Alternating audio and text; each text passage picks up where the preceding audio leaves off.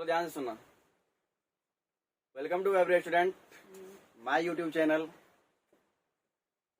आज मैं आप लोगों को बताने जा रहा हूँ class 11 physics NCERT book solutions, जिसमें आपको बताया जाएगा स्केलर एंड वेक्टर के बारे में।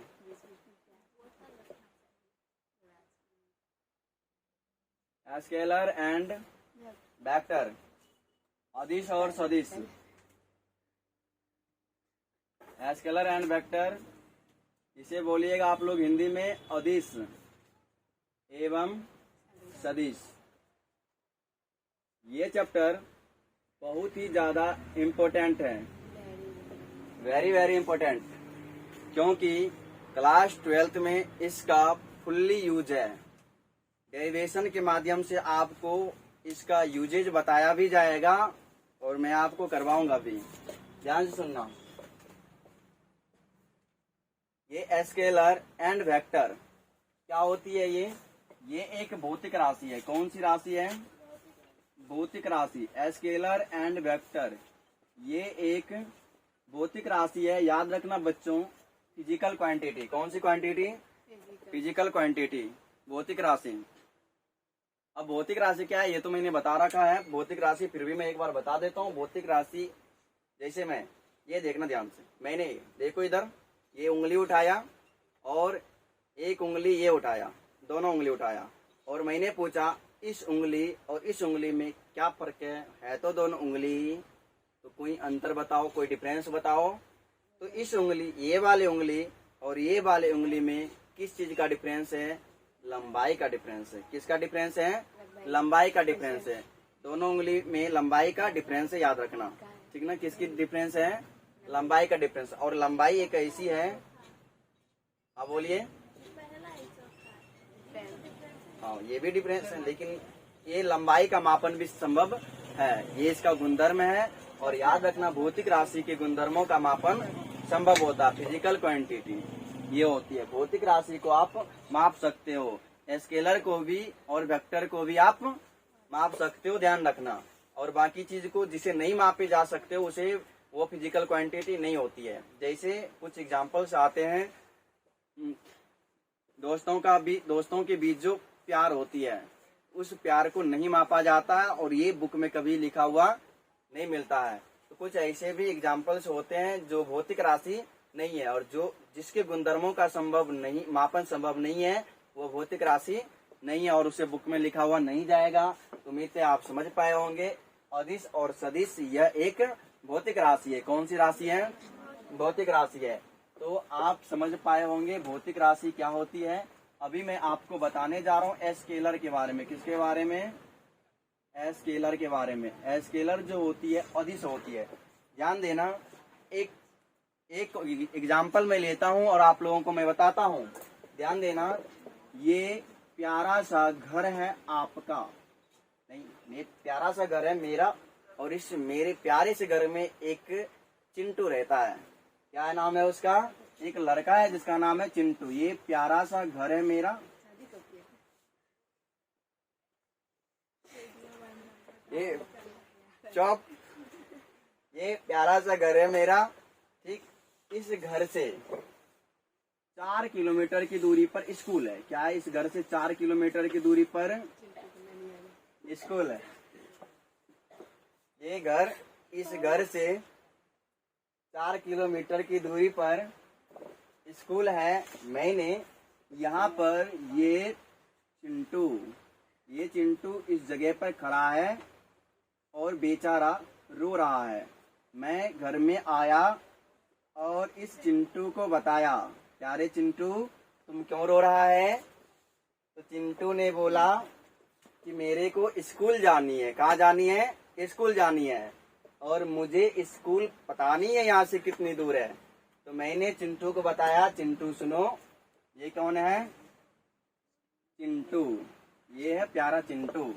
यहाँ से चिंटू 4 किलोमीटर स्कूल जाएगा। दूरी स्कूल है, घर से 4 किलोमीटर की दूरी पर स्कूल है। तो मैंने बोला कि प्यारे चिंटू सुनो, तुम अपने घर से 4 किलोमीटर बढ़ जाओ, 4 किलोमीटर दूर हो जाओ, 4 किलोमीटर दूरी नाप लो, वहां मिलेगा तुम्हें स्कूल। क्या मिलेगा? स्कूल मिलेगा। तो चिंटू के दिमाग में आया कि पापा ने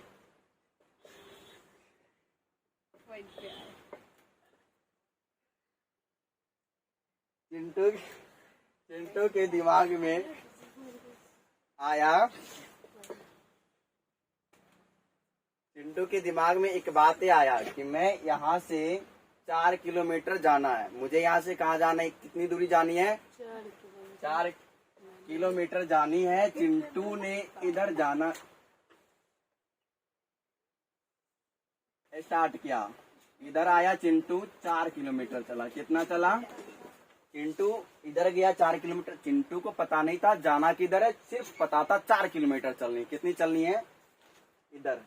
इधर चल दिया।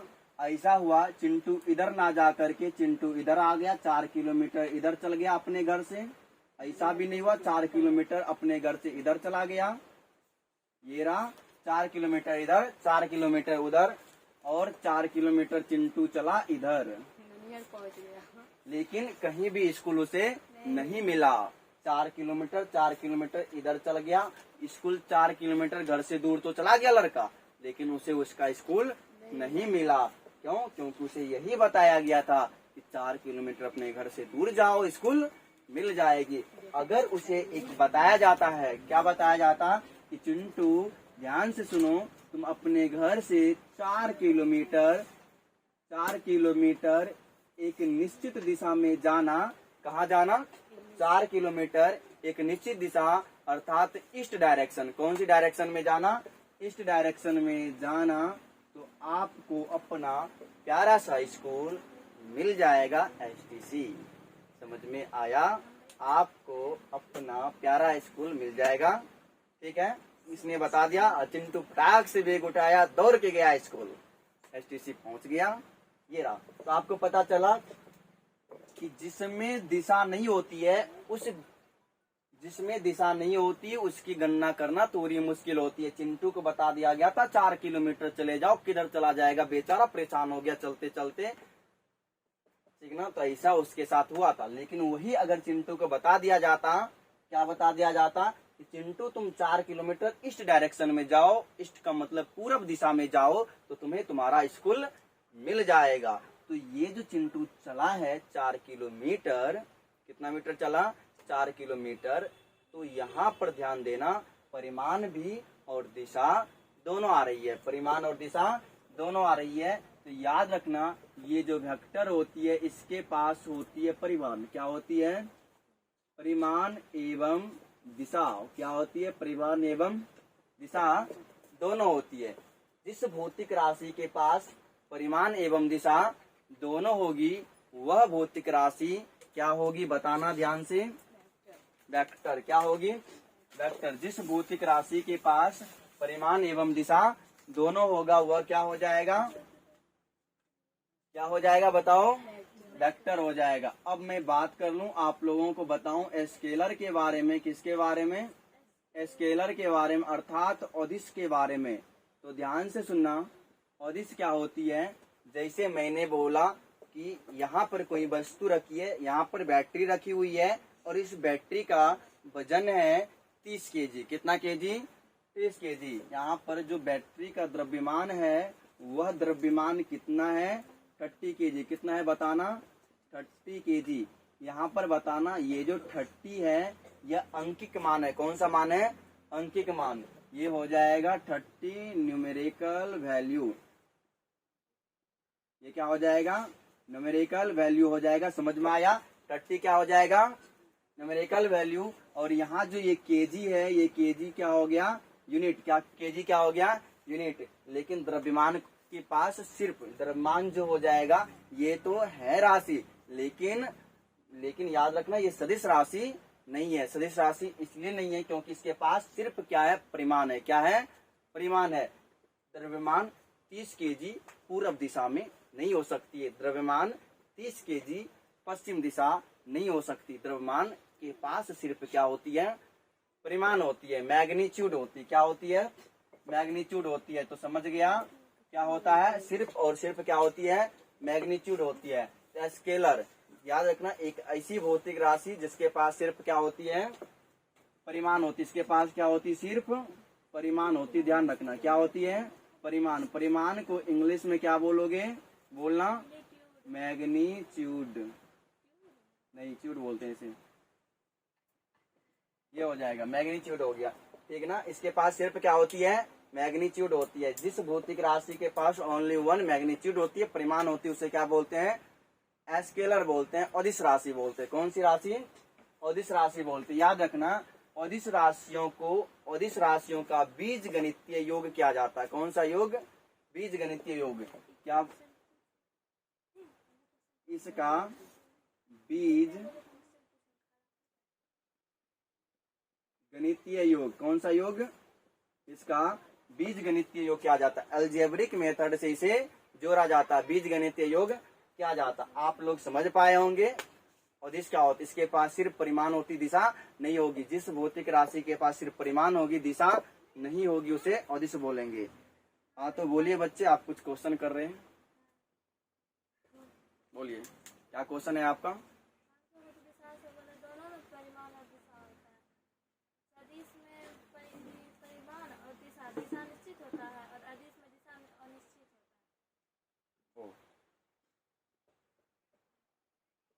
देखिए, स्केलर के पास दिशा नहीं होती, ऐसा बुक में लिखा हुआ मिलेगा, आप देख सकते हैं। स्केलर के पास नहीं होती, आपको सुनने में गलत फहमी हुई होगी, ठीक है। अदिश राशि, और ऐसे बच्चे मुझे बहुत अच्छे लगते हैं जो क्लास में बेहिचक क्वेश्चन करते हैं। कोई दिक्कत नहीं है। अदिश राशि के पास ओनली फॉर मैग्नीट्यूड होती है, डायरेक्शंस नहीं होती है। आप कोशिश कर लीजिए, बुक में खोज लीजिए, कहीं भी खोज लीजिए, आपको सिर्फ इसके लिए परिमाण मिलेगा, दिशा नहीं मिलेगा, ठीक ना। ध्यान देना, दिशा नहीं होती है अदिश राशियों की। अब मैं बताता हूँ, अदिश राशि अदिश होती है और सदिश राशि सदिश होती है। क्या मैं एक बात पूछूं, जिन राशि के पास दिशा एवं परिमाण होगी वह राशि सदिश राशि होगी? बिल्कुल होगी। आपके अनुसार होगी, मेरे अनुसार नहीं होगी। बताइए क्यों, अभी बताता हूँ, ध्यान से सुनना। अभी मैं चर्चा करने जा रहा हूँ सदिश राशि पर। किस राशि पर, सदिश राशि पर। ये एग्जाम्पल रहेगा इसका। देखिए, अदिश का एग्जाम्पल होता है द्रव्यमान हो जाएगा, समय हो जाएगा। समय कभी भी डायरेक्शन के अनुसार नहीं होती। समय एक अदिश राशि है क्योंकि इसके पास सिर्फ परिमाण होती है, दिशा नहीं होती है। समय में हम बोलते हैं 5 मिनट है, कभी नहीं बोलते 5 मिनट उत्तर की ओर है, कभी नहीं बोलते 5 मिनट दक्षिण की ओर है, कभी नहीं बोलते 5 मिनट ऊपर की ओर है, नीचे है, दिशा नहीं बताते। तो कभी भी समय का कोई दिशा नहीं होता है। तो याद रखिएगा, समय, दूरी और ये द्रव्यमान, ये सब क्या होती है, अदिश राशि होती है। क्या होती है, अदिश राशि होती है। इसका एग्जाम्पल हो जाएगा, आप बोलिए। हाँ, अदिश राशि है। समय, दूरी, चाल,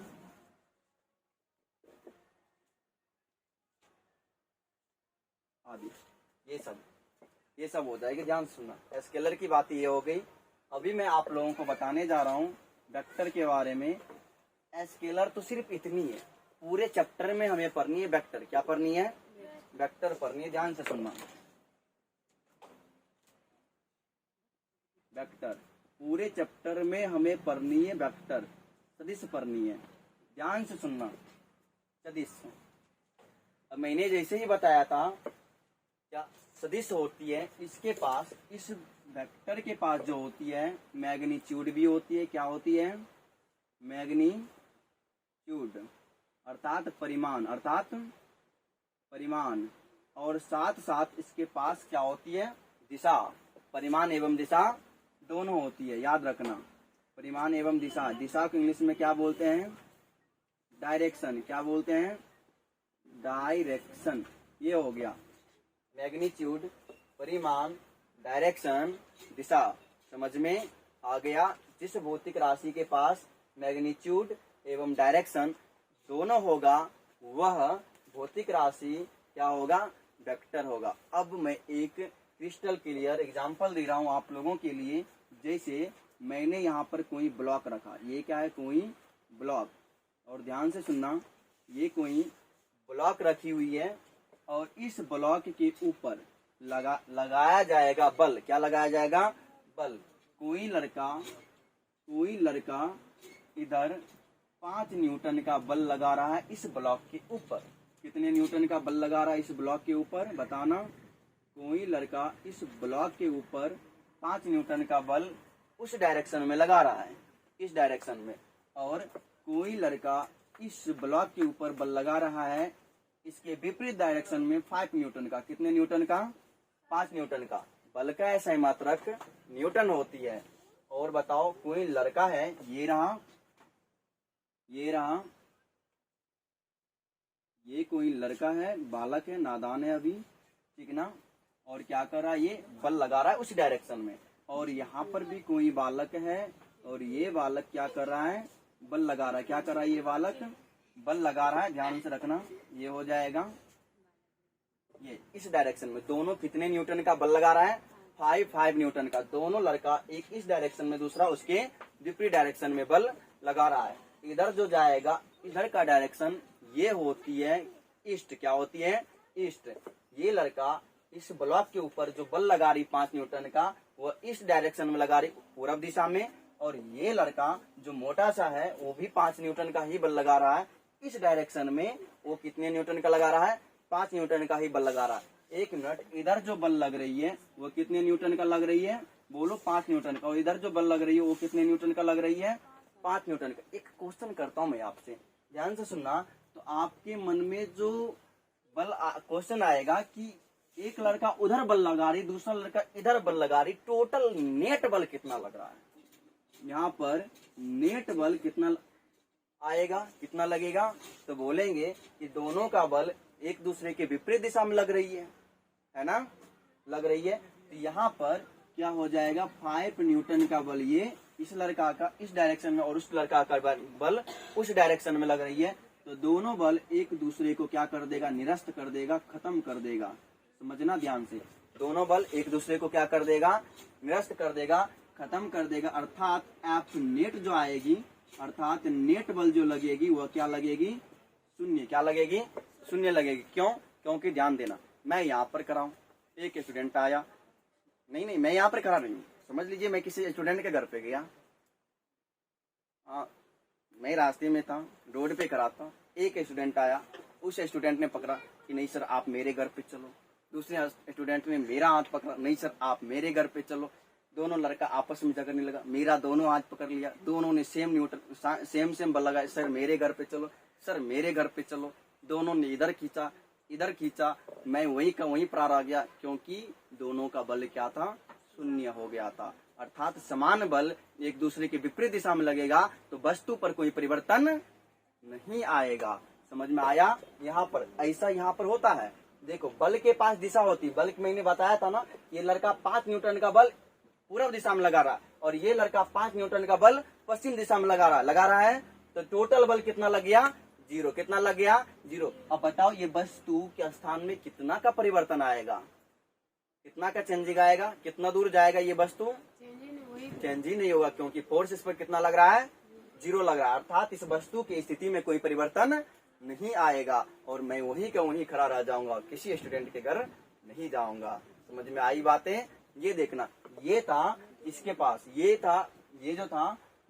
बल जो था, बल क्या होता है? सदिश योग के नियम का पालन करता है। एक होता है कि कोई वस्तु, कोई राशि सदिश तब कहलाएगी जब वह सदिश के योग का नियम का पालन करता है। समझ में आया? ये तो दूसरी बात है, ये याद रखना, सदिश योग के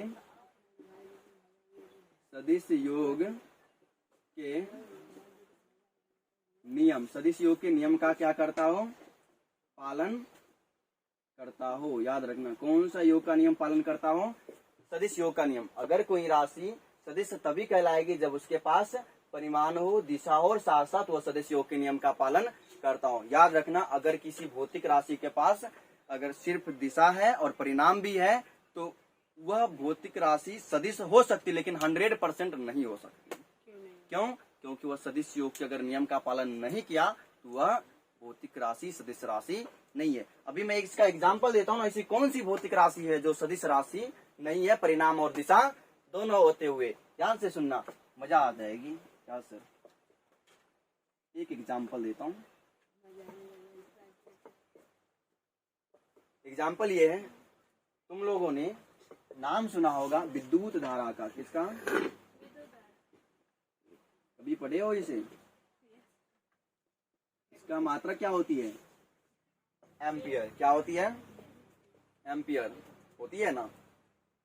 चलो ध्यान से सुनना, अब मैं बता दूं, या फिर कूलम पर सेकंड भी होती है। विद्युत धारा का मात्रक एम्पियर। अब मैं चर्चा करने जा रहा हूँ विद्युत धारा के बारे में। ध्यान से सुनना। अब सभी के घर में करंट की तो प्रवाह होती है, यहाँ पर भी देखना, यहाँ पर, यहाँ पर, यहाँ पर, हमें समझ लो, ठीक है। नीचे बोर्ड लगी हुई, ये जो नीचे जो यहाँ पर रखी हुई बॉक्स, इस बॉक्स को समझ लो, यहाँ पर क्या लगी हुई है? बोर्ड लगी हुई। और यहाँ से ये मेरा मेन वायर हो गया। ये जो मेरा शरीर क्या हो गया? मेन वायर हो गया। और इधर एक वायर इधर निकली मेन वायर से हट करके, दूसरा एक वायर इधर निकली, दो दिशा में निकली, दोनों दिशा में। और इसी चीज को मैं बोर्ड पर कनेक्ट करता हूँ। ध्यान से देखना, यहाँ से एक मेन वायर ऐसे जा रही है, मेन तार ऐसे जा रही है, और यहाँ से चलकर एक दिशा इधर हो गई, एक तार इधर निकल जाती है, एक वायर इधर निकल जाती है। और रास्ते में लगी हुई है यहाँ पर बल्ब। क्या लगी हुई है? इस जगह पर बल्ब लगी हुई है। और यहाँ पर क्या जोड़ दिया मैंने? बल्ब जोड़ दिया। क्या जोड़ दिया? बल्ब। और ध्यान देना, इस मेन तार से ध्यान दो, इधर ध्यान दो सही तरीका से। यहाँ से ये जो मेन वायर आ रही है, इस मेन वायर से 6 एम्पियर की विद्युत धारा आ रही है। कितने एम्पियर की? 6 एम्पियर की। इस मेन वायर से टोटल 6 एम्पियर की विद्युत धारा आ रही है। इस मेन वायर से टोटल 6 एम्पियर की विद्युत धारा आ रही है। ध्यान देना, जब ये 6 एम्पियर की विद्युत धारा आई तो इधर कुछ विद्युत धारा इधर चली जाएगी, कुछ धारा उधर चली जाएगी। माना मैंने इधर जो धारा गई वह कितने एम्पियर की गई? 3 एम्पियर की। कितने एम्पियर की गई? 3 एम्पियर की। और इधर जो धारा गई वह कितने एम्पियर का गई? 3 एम्पियर का। अब बताओ, 3 एम्पियर का धारा इस दिशा में गई और 3 एम्पियर का धारा उस दिशा में गई। सेम धारा है ना, दोनों विपरीत दिशा में जा रही है ना। तो इसके अनुसार जैसे नेट फोर्स 0 आया था, इसी प्रकार हमें बताना कि आई नेट कितना आएगा। बताओ, क्या अगर ये सदिश योग के नियम का पालन करता तो आई नेट 0 आना चाहिए। अगर ये सदिश, जैसे इसने सदिश योग के नियम का पालन किया और एफ नेट जितना आया, यहाँ पर आई नेट कितना आएगा? नेट विद्युत धारा कितना आएगा? 0 आना चाहिए। जैसे यहाँ पर आया, ये आई नेट जो है ये 0 आना चाहिए। लेकिन अगर आई नेट 0 आया मतलब धारा का प्रवाह नहीं हुआ, कुछ भी नहीं हुआ, और धारा का प्रवाह कुछ भी नहीं हुआ, और बल्ब नहीं चलेगा। यही होना चाहिए ना, होना चाहिए। मैंने बोला, लेकिन ऐसा होता नहीं है। ध्यान देना, क्या होता है जैसे समझो, यहां से देखना, ये 1 मिनट जरा ध्यान से सुनना। ऐसे तो मैं ये रखता हूं तुम लोगों को क्षति पहुंचाने के लिए, लेकिन हम इतने महान हैं कि क्षति नहीं पहुंचाते।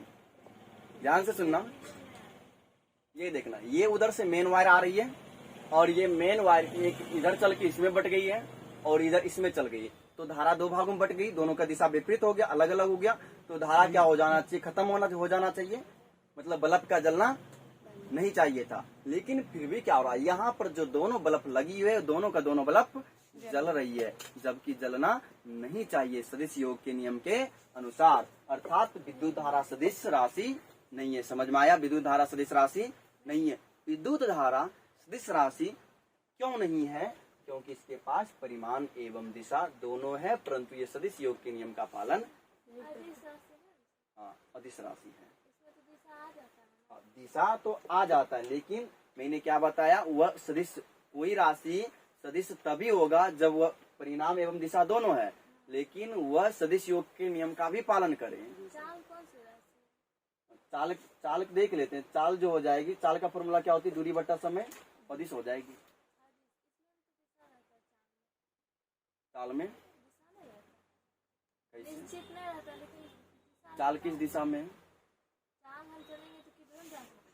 अच्छा, किधरो दिशा में। अगर किधरो दिशा में चलेगी, उस समय मैंने यही एग्जांपल दिया था, जो चिंटू था उस किसी डायरेक्शन में चल गया था, वह रास्ता भटक जाएगा, ठीक ना। तो यहाँ पर परिणाम ही लिया जाता, बुक में कभी नहीं लिखा हुआ मिलेगा। अगर मैं बताऊं, तुम क्या अल्बर्ट आइंस्टीन आई हो?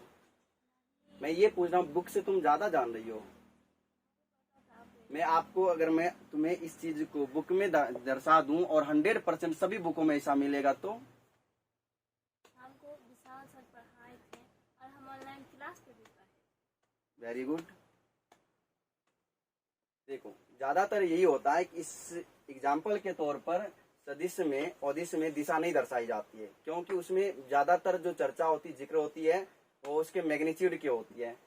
तो ध्यान से सुनना, यहाँ जो अदिश आ जाएगी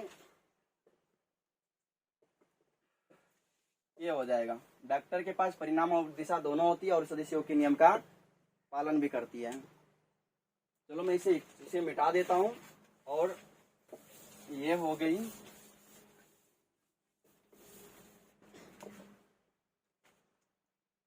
ध्यान से सुनना, अब मैं इसमें डिफरेंस बता रहा हूं सदिश और अदिश में। सदिश अदिश, सदिश और अदिश में स्केलर एंड वेक्टर के बीच कुछ डिफरेंस आता है। ध्यान से देखना, सदिश और अदिश में जो डिफरेंस आती है, इसके पास, सदिश के पास क्या होती है, magnitude and direction, magnitude and direction दोनों होती है। क्या होती है, मैग्नीट्यूड एंड डायरेक्शन दोनों होती है। ये हो गया। और इसके पास, और इसके पास क्या होती है, पहला पॉइंट हो जाएगा इसका, कॉपी में नोट करते जाओ। मैग्नीट्यूड एवं डायरेक्शंस दोनों होती है, बैठ जाओ। मैग्नीट्यूड एवं डायरेक्शंस दोनों होती है। इसके पास सिर्फ लिखना,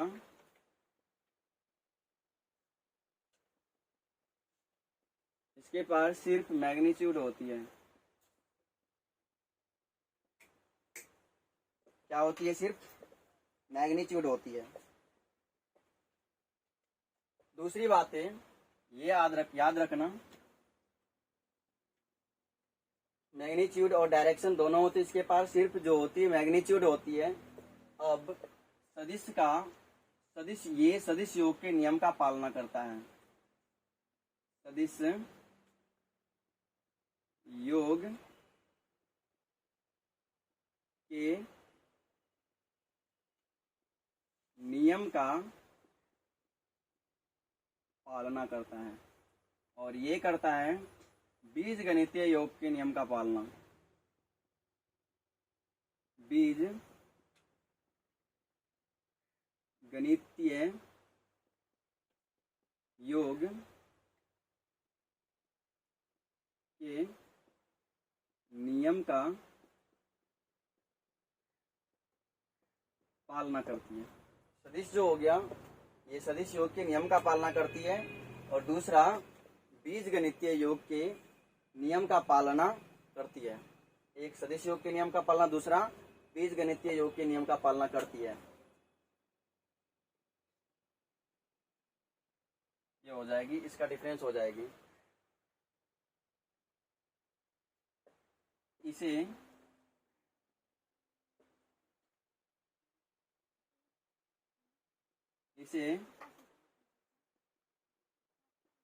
एरो के चिन्ह के द्वारा लिखो, यहाँ पर इसे एरो के चिन्ह के द्वारा, इसे एरो के चिन्ह के द्वारा दर्शाया जाता है।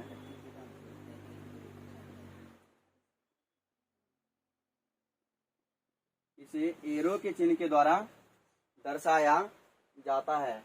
और यहाँ याद रखना,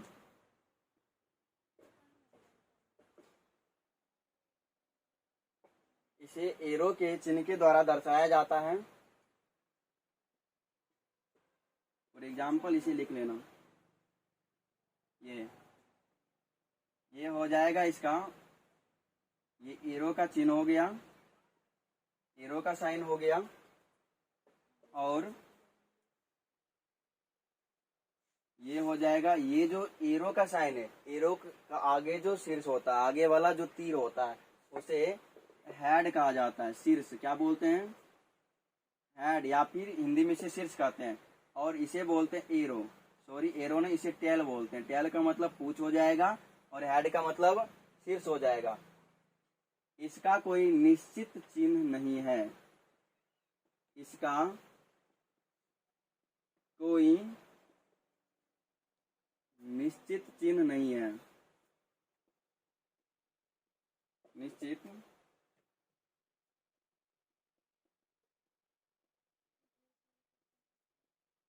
इसका कोई निश्चित साइन नहीं है। इतना एक स्केलर और वेक्टर में याद रखना। ये वेक्टर के पास सिर्फ मैग्नीट्यूड और डायरेक्शन दोनों होती, सदिश योग के नियम का पालना करती है। इसे एरो के चिन्ह के द्वारा दर्शाया जाता है। मैग्नीट्यूड होती है, बीजगणितीय योग के नियम का पालन करता है और इसका कोई निश्चित साइन या फिर चिन्ह नहीं होती है, ध्यान रखना। क्वेश्चन पूछना है, चाल कौन सी राशि है? चाल, चाल जो हो जाएगी भौतिक राशि। कौन सी? सदिश या अदिश? चाल हो जाएगी अदिश राशि। अदिश राशि। चाल में तो दिशा होती है ना? किस दिशा में? आप फिर ये बोलेगा एल्बर्ट आइंस्टाइन। किस दिशा में होती है? चाल हम किधर भी चलेंगे सर, हाँ। उसमें तो दिशा रहेगा ना। तुम चलोगी, बात सही है, हाँ। ठीक ना, लेकिन तुम चलोगी तो किस दिशा में चलोगी? कोई वस्तु चल रही है,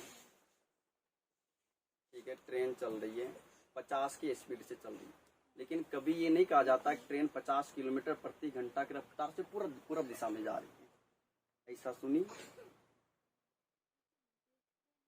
हाँ, देखती हो कि जा रही है, पीछे की ओर जा रही है, ठीक है, मान लिया जा रही है, लेकिन ट्रेन जिस स्पीड से जा रही है, जिस चाल से जा रही है, लेकिन उसे हम नहीं बता सकते हैं कि वो किस दिशा में जा रही है।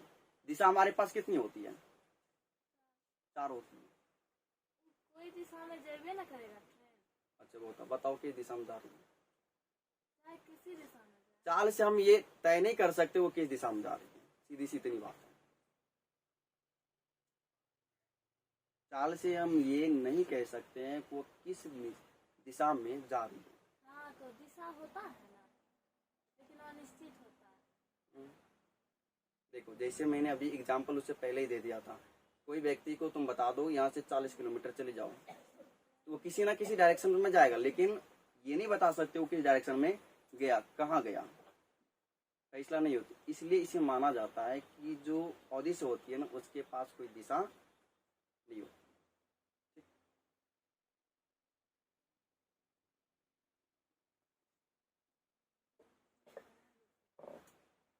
चलो अब आगे बढ़ते हैं, आगे सुनना ध्यान से, बिटाओ।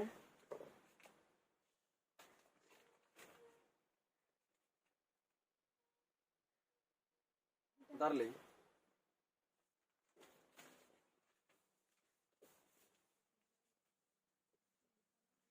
ध्यान से सुनना।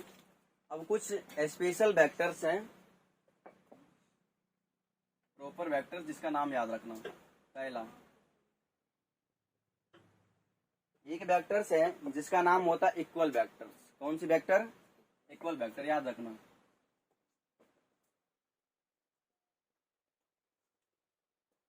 समान सदिश, कौन सी सदिश हो गई है? समान सदिश, ये हो गया समान सदिश अर्थात इक्वल वेक्टर।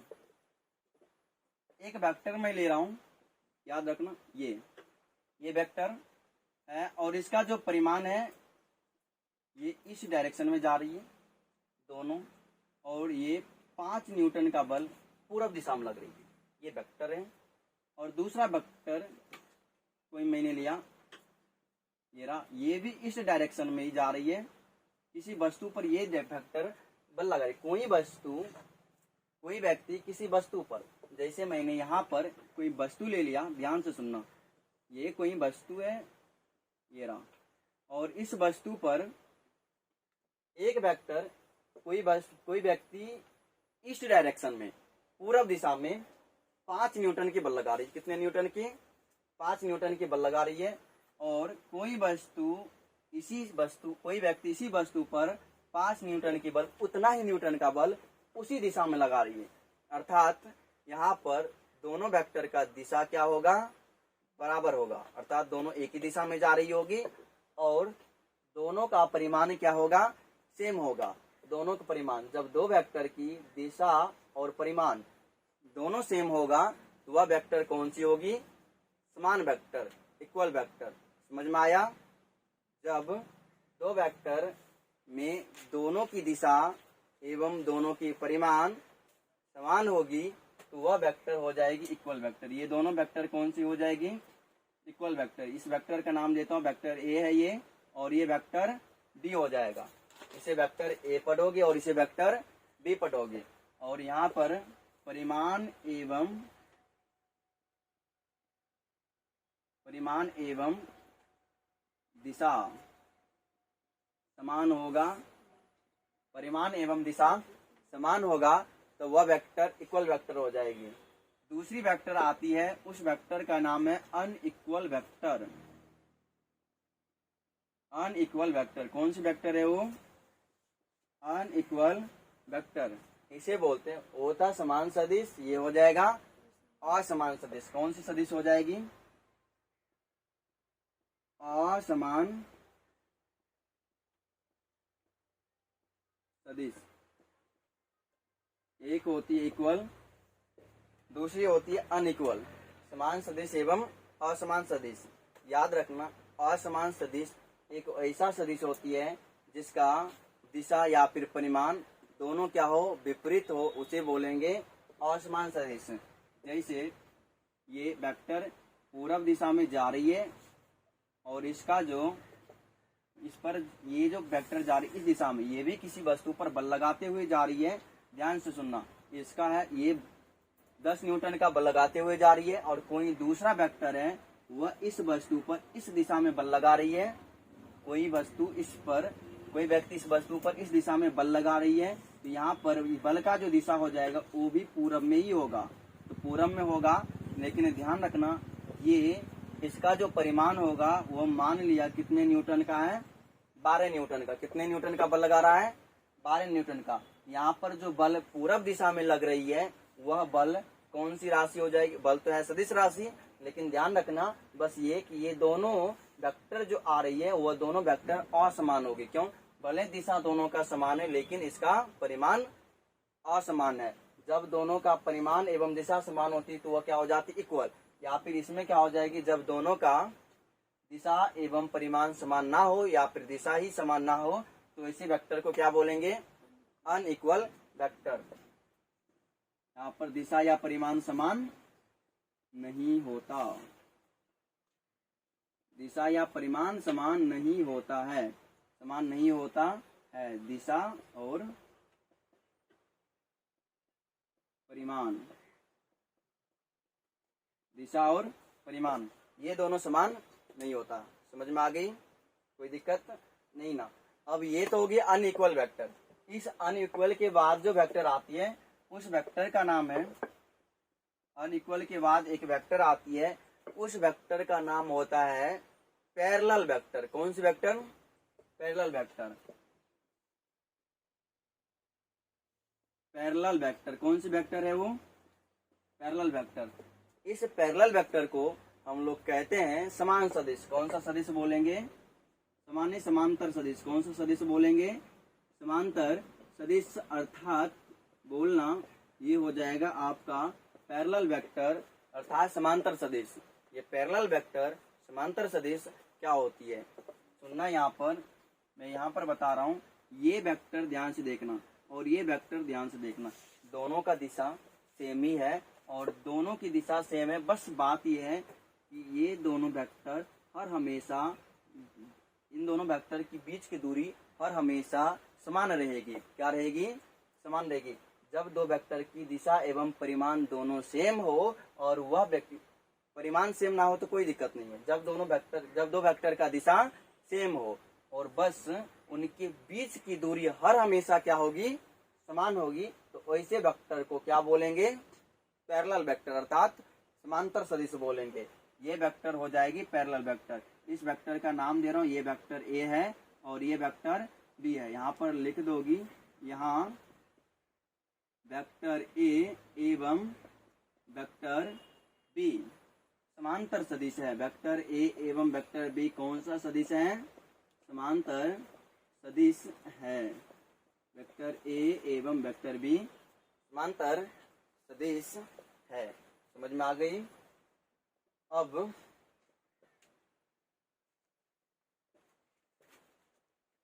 आगे मैं बता रहा हूँ, इन सभी वेक्टरों के अलावे भी कुछ वेक्टर होते हैं।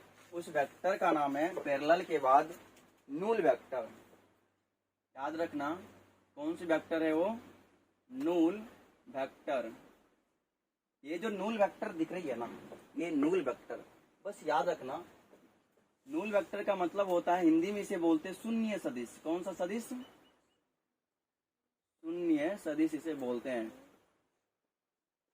और नूल वेक्टर, जिस वेक्टर का परिमाण शून्य होगा उस वेक्टर को नूल वेक्टर बोलते हैं। जैसे मान लो ये कोई वेक्टर है और इसकी जो लंबाई थी इस वेक्टर की, ये थी 5 मीटर। कितनी थी? 5 मीटर थी। इस वेक्टर की लंबाई कितनी थी? 5 मीटर। मैंने क्या किया, यहाँ पर इस वेक्टर को धीरे धीरे छोटा करते आया। इसका जो परिमाण था धीरे धीरे कम करते गया, एक एक करके कम किया। थोड़ा सा कम किया तो 4 सेंटीमीटर आ गया, और थोड़ा सा कम किया तो 3 सेंटीमीटर आ गया, 3 मीटर आ गया। फिर धीरे धीरे कम करते गया, कम करते गया। एक समय ऐसा आया कि इस बिंदु पर खत्म हो गया। इस तरह से ये क्या हो गया? खत्म हो गया। इसका परिमाण कितना आ गया? शून्य हो गया।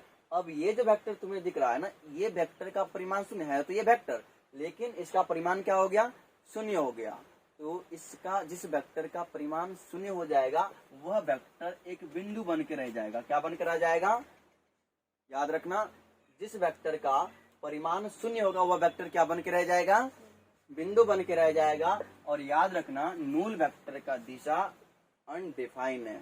नूल वेक्टर का दिशा अनडिफाइन है। तो समझ में आ गया, इस वेक्टर का दिशा अनडिफाइंड है। समझ में आई? इस वेक्टर का दिशा क्या है? अनडिफाइंड है। नूल वेक्टर का दिशा क्या होती है? अनडिफाइंड होती है। अभी तक नूल वेक्टर का दिशा नहीं बताया जा सकता, और बताया भी नहीं जाएगा, क्योंकि यह एक पॉइंट्स बन जाती है, बिंदु बन जाती है। ठीक। अब इस नूल वेक्टर के बाद और भी वेक्टर आती है। उस वेक्टर का नाम होती है, सुनना, उस वेक्टर का नाम है निगेटिव वेक्टर। कौन सी वेक्टर? Negative vector.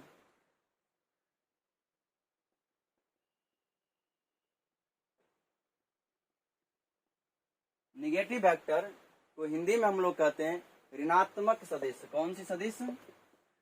ऋणात्मक सदिश कहते हैं। ये हो जाएगी ऋणात्मक सदिश। और ऋणात्मक सदिश अर्थात 2 वेक्टर इसमें आएगी, और 2 वेक्टर में से एक वेक्टर की दिशा इधर है और दूसरी वेक्टर की दिशा इसके विपरीत है। एक वेक्टर ए है जो इस दिशा में जा रही है, और एक वेक्टर बी है जो इस दिशा में जा रही है। वो क्या रहा है? दोनों वेक्टर का दिशा एक दूसरे का विपरीत है। तब ये दोनों वेक्टर, वेक्टर ए और वेक्टर बी, ये कहलाएगी ऋणात्मक सदिश अर्थात नूल वेक्टर। ये कौन सी वेक्टर हो जाएगी? नूल वेक्टर। क्या हो जाएगी? ये नूल वेक्टर हो जाएगी। समझ में आ गई? ये था नूल वेक्टर नहीं, निगेटिव वेक्टर हो जाएगी। कौन सी वेक्टर हो जाएगी? Negative vector. यह वेक्टर हो जाएगी निगेटिव वेक्टर। इसको बताना होगा निगेटिव वेक्टर क्या होती है। तो जब 2 वेक्टर की दिशा एक दूसरे के विपरीत, एक वेक्टर इस दिशा में जा रही है और दूसरी वेक्टर इस दिशा में जा रही है, तब दोनों वेक्टर का दिशा एक दूसरे के विपरीत हो जाएगा। तब दोनों वेक्टर एक दूसरे का निगेटिव वेक्टर कहलाएगा, अर्थात ऋणात्मक सदिश कहलाएगा। समझ में आ गया? इस तरह से मैंने टोटल वेक्टर्स को बता दिया है। अब इसमें एक मेन कॉन्सेप्ट है जिसमें समझना है representation of vector. Representation of vector, सदिशों का प्रस्तुतीकरण, सदिशों का प्रस्तुतीकरण, सदिशों का प्रस्तुतीकरण, रिप्रेजेंटेशन ऑफ वेक्टर, सदिशों का प्रस्तुतीकरण। ध्यान से सुनना। सदिशों को किस स्थिति में दर्शाया जाता है, कैसे दर्शाया जाता है, यही कहलाता है सदिशों का रिप्रेजेंटेशन कहलाता है। ये कॉन्सेप्ट मैं आज यहीं छोड़ रहा हूँ, इसे मैं नेक्स्ट क्लास में बता दूंगा। आज के लिए बस इतना ही, मिलते हैं फिर नेक्स्ट वीडियो में। ठीक है, उतार लो।